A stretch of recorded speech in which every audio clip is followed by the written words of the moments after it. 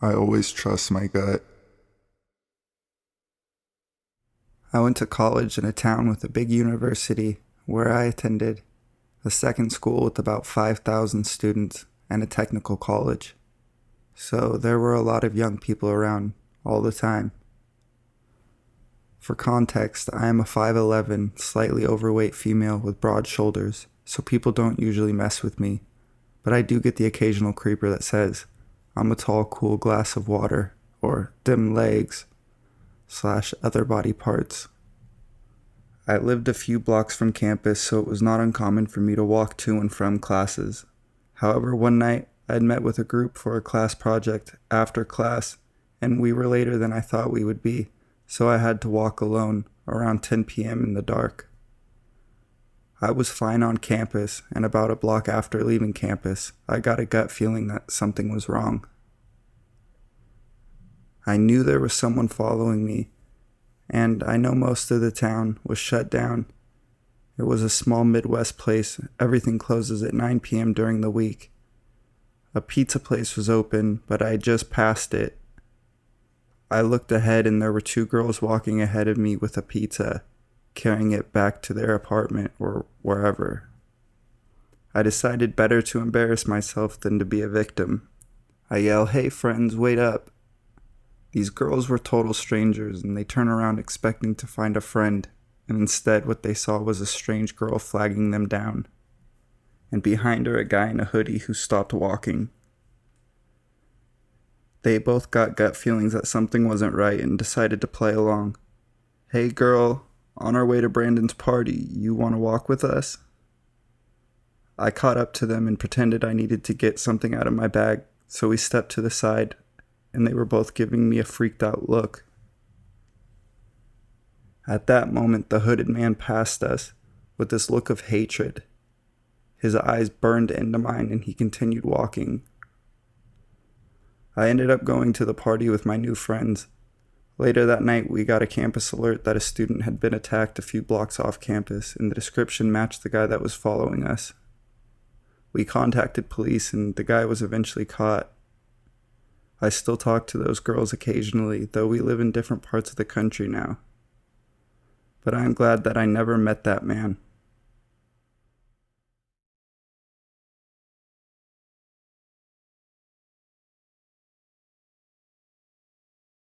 An omnipresent car. Alright, I'll keep this short and sweet. When I was around 7, I lived in a very safe neighborhood, and my sister Natasha and I would go on some fairly long walks. Being 7 and 9, we didn't have phones, but as I said, it was a safe neighborhood. On one of these walks, we went further than normal, about 3 miles away, when we noticed something. There was a red Nissan behind us. It would drive past us at normal speed. Then again. I, being naive and thinking everything was fine, let it go, but my sister was more nervous. She read and memorized the license plate, and it was the same car every time. No matter where we went, it would pass us. I counted 34 times before we started trying to find friends. We cut across yards and climbed fences, and that would lose it for a while, but the car always showed up. Eventually, it started slowing down when passing us, before it finally stopped and someone started to get out. If I recall correctly, it was a 30 to 40-year-old man, overweight but not fat. And when he came up to my sister, she screamed her head off and yelled at me to run. I ran past him as he tried to catch me but got away. My sister managed to somehow end up on a roof and was safe.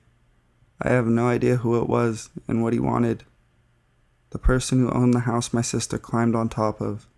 She just told me as I'm writing this she climbed a tree and jumped onto it.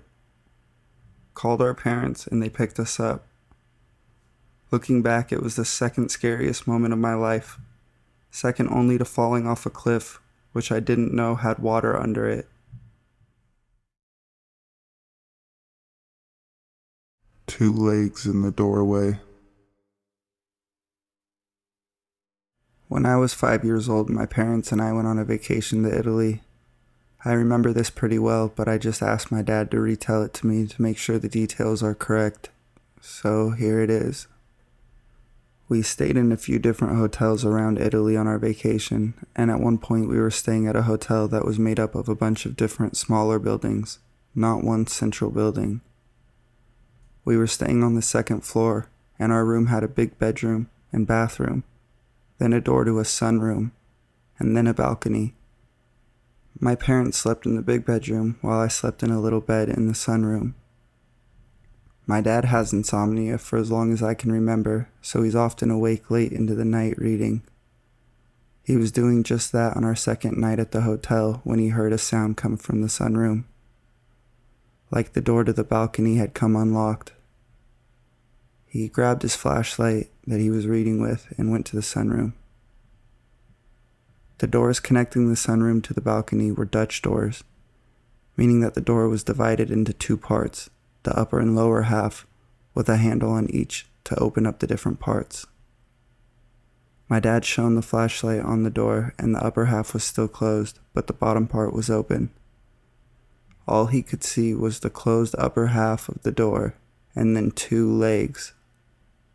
There was someone standing on the balcony. We're from the United States, but my parents speak some Italian. My dad yelled in Italian, "What the fuck are you doing?" The person still stood there. Then he yelled in English, "Go away," and the legs turned around and ran away. My dad was really confused at this point because we were on the second floor. He went out on the balcony and shone his light around, but didn't see anything. My mom and I woke up and he told us what had happened, and none of us slept very much that night. I crawled into my parents' bed. All I remember from that night was that lots of mosquitoes had gotten into our room when the door opened, and I woke up with lots of itchy bites. The next day, my dad told the people at the front desk what had happened. It was a small hotel, so the owner was there. She did not believe a word he said. According to my dad, she told him it was simply not possible, and that would never happen at her hotel. He was shocked. We went and looked around the building we were staying in to see how someone might have gotten up to our balcony. It turns out that the whole side of the building was covered in lattice with no plants growing on it, so it was basically a ladder that anyone could easily climb up to our balcony. We went to get breakfast at the hotel and my dad told our waiter everything. The waiter replied that he had heard similar stories many times, that it was something people complained about a lot. It's pretty strange that the owner basically told my dad he was crazy when it turns out that it was actually a common occurrence. We left the hotel that day. I remember being really thrilled by this story as a 5-year-old, and I told all my friends that I was almost kidnapped in Italy. My parents told me that wasn't true and that this person probably just wanted to rob us, but who knows? Maybe I was. Thank God for my dad's insomnia and Dutch doors, right? Creeper at HyVee. I don't get out of the house a lot. Not many friends, and between having a son and husband, I don't have a lot of energy.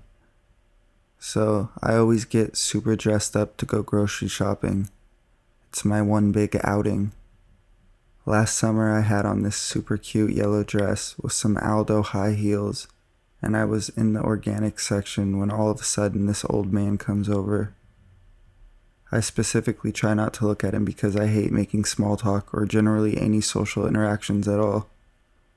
I quickly grab some couscous and start to leave and go to the next section. He kind of steps in front of me, but in a very non-threatening way, and says, "Excuse me, are you a model?"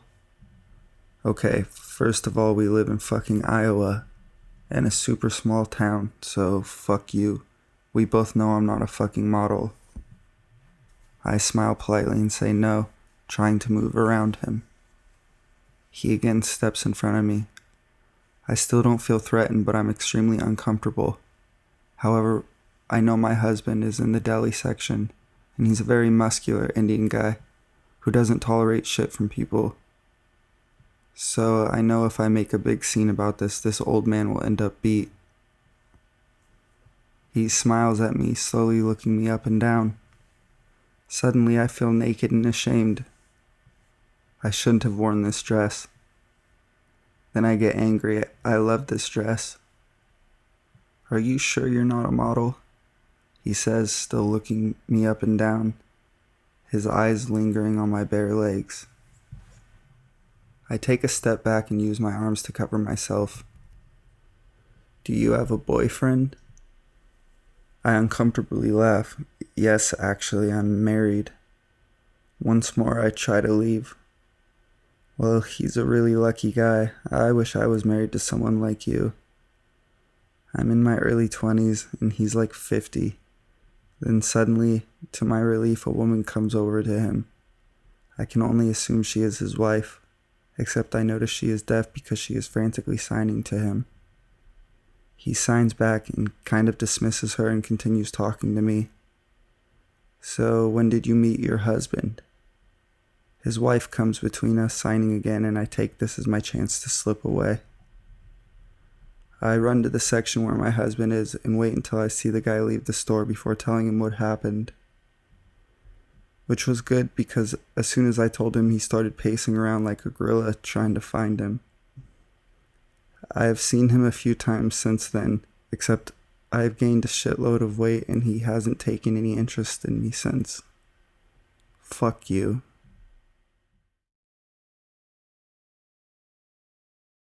Cambodian Creeper. Long-time lurker, first-time poster, and all that jazz. English is not my first language. Bear with me. Anyway, on with this story. My school hosted a trip to Cambodia, a long way away from where I was from. 14 students and I, along with 3 teachers, had all decided to go on the trip. We planned to stay there for 7 nights.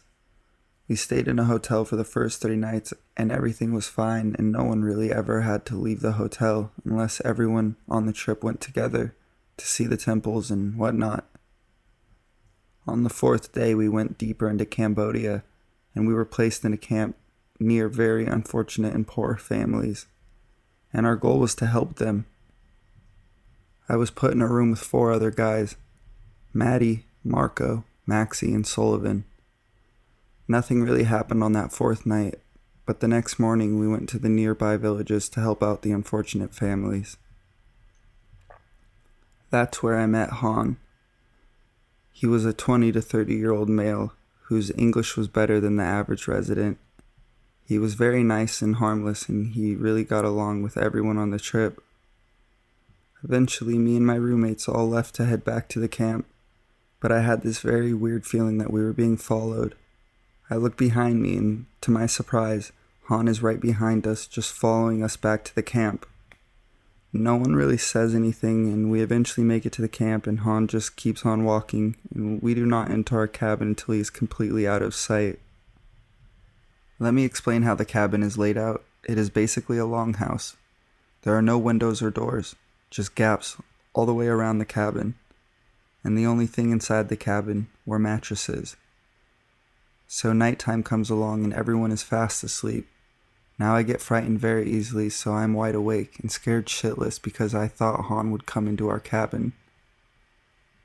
Eventually I fall asleep, however I wake up to this weird sound of a bag rustling, so I shout, "Fuck off, Maddie," as he was sleeping on the mattress beside me.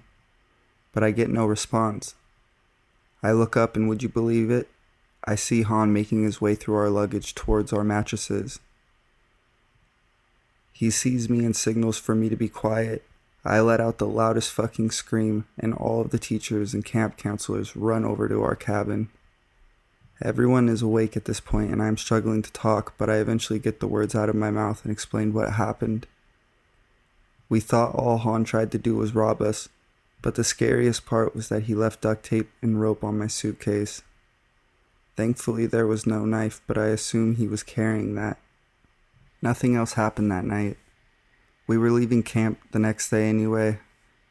As we get to the bus, I look outside the back window and I shit you not, I see Han waving at the bus with the scariest smile I have ever fucking seen.